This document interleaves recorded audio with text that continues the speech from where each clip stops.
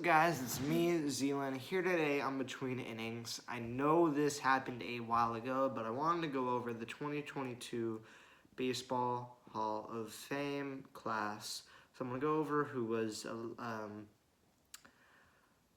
what would the word be?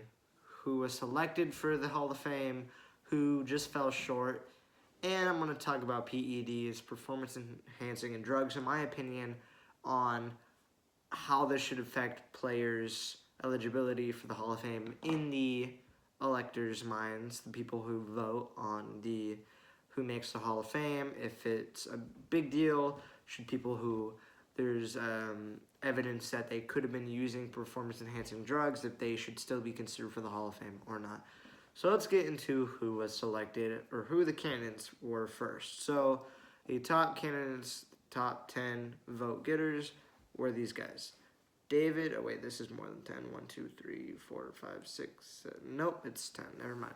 David Ortiz, Barry Bonds, Roger Clemens, Scott Rowland, Kurt Schilling, can't remember how to say that, Todd Helton, Billy Wagner, Andrew Jones, Gary Sheffield, and Alex Rodriguez, A-Rod.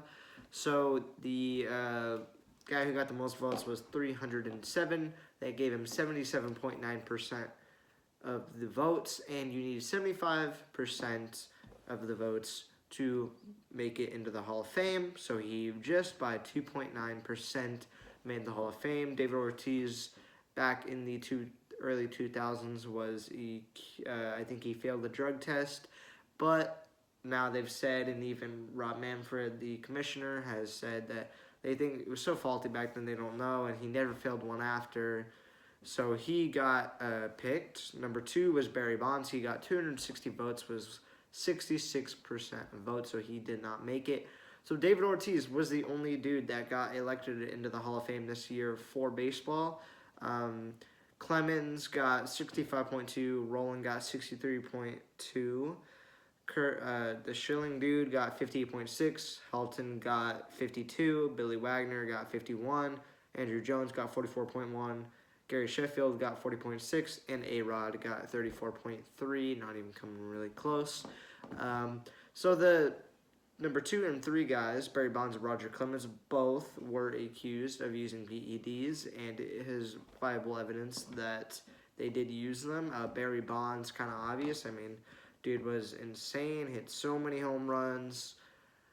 How was this man not? And he just got even better. He was doing so good when he was getting old and beating people way younger than him. So it's kind of obvious that he was using PEDs and or PEDs, whatever. I just like saying PEDs more. Roger Clemens, I don't remember what exactly how he was accused of it, but I know that he was PEDs. Clemens was alleged by the Mitchell Report to have used anabolic steroids during his late career, mainly based on testimony given by his former trainer. So his own trainer said he did. And what is this? Former feds.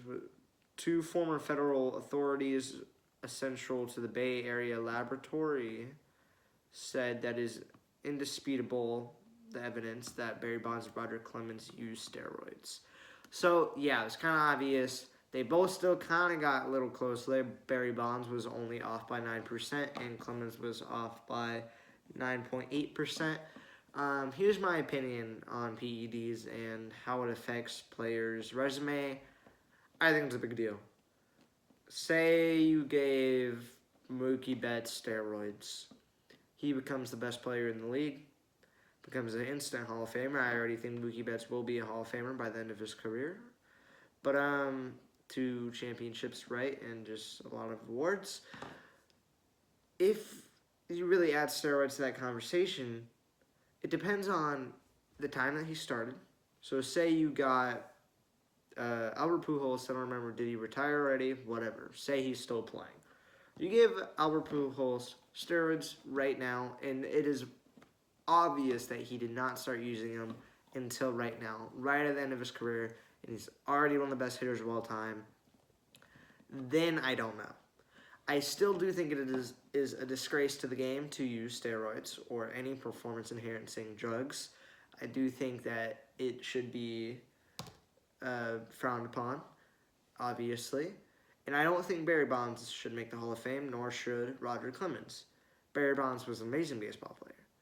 But if we're not going to let Pete Rose in the Hall of Fame, even though this man was really good, I don't remember exactly his hitting stats, but I remember him having lots of records, one of the best hitters. His batting average is 0.303 through his career. If he's not going to make the Hall of Fame because he bet on his team or something, or bet against his team while he was the Reds coach, whatever, right? He bet on baseball while still a player/manager. If we're not going to let him in, and I do think that's bad that Pete Rose did. I don't know if that's cut from Hall of Fame contention worthy. I do think it is bad, but based on his career and that probably being towards the end, I don't know if that's viable to keep him out. If we're going to keep Pete Rose out of the Hall of Fame, are we going to let Barry Bonds, Roger Clemens, guys like that? And also, didn't A-Rod get... totally forgot about him right now. Alex Rodriguez admits taking PEDs during 3-year period. So, yeah, him as well. A-Rod was a very good player. I don't think he should make the Hall of Fame. I don't think Barry Bonds should.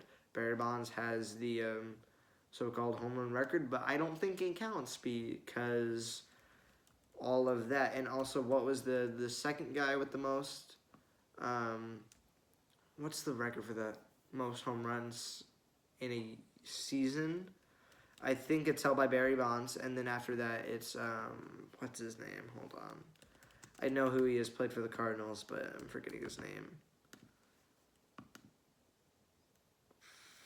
Okay, first Barry Bonds, yeah, Mark McGwire, Sammy Sosa, let me see. Sammy Sosa, and Roger Maris. So, what's it called?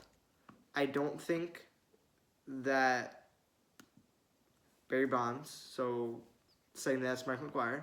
Pretty sure Mark McGwire also was found of using steroids. Sammy Sosa denied taking steroids. I remember that, but he tested positive.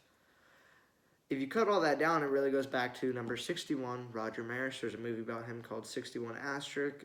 Really good. I would recommend watching that if you haven't, where he beat Babe Ruth's all-time record in 1961 with 61 home runs. But they really didn't want him to because everyone loved Babe Ruth, who had 60. Also, I think Roger Maris got 4 more games. I don't remember how many more games it was, or 8 or something around that range. Anyway, I just think it wouldn't be acceptable to allow people like Bonds and Clemens and Rodriguez into the Hall of Fame. Yeah, I just don't think. I feel like it's a disgrace that they did it.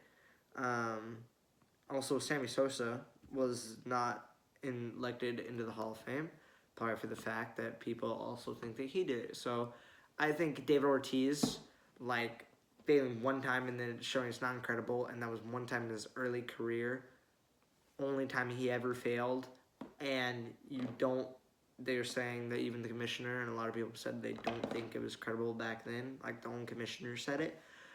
He's different, and Ortiz was an amazing player.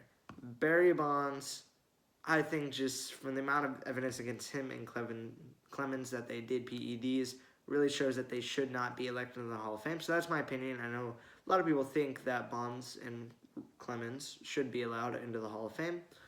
Everyone has a different opinion. If you want to say something in the comments, sure. But I just don't think it would be... I don't know. I would just be kind of annoyed if I saw them in the Hall of Fame. I don't think they deserve it. That's really the end of the video. I know this happened about 2 months ago, but I just thought this would be an interesting video idea. So congratulations to Big Papi. Loved watching, really good player. Watch his highlights quite a bit, and probably one of my favorite all-time MLB players, despite me hating the Red Sox as a Dodgers fan. I think that, yeah, he deserved it. Sosa, Bonds, Clemens, Rodriguez don't deserve it, but that's just my opinion. Thanks for watching. That's it. See you in another video. Peace. We'll be right back.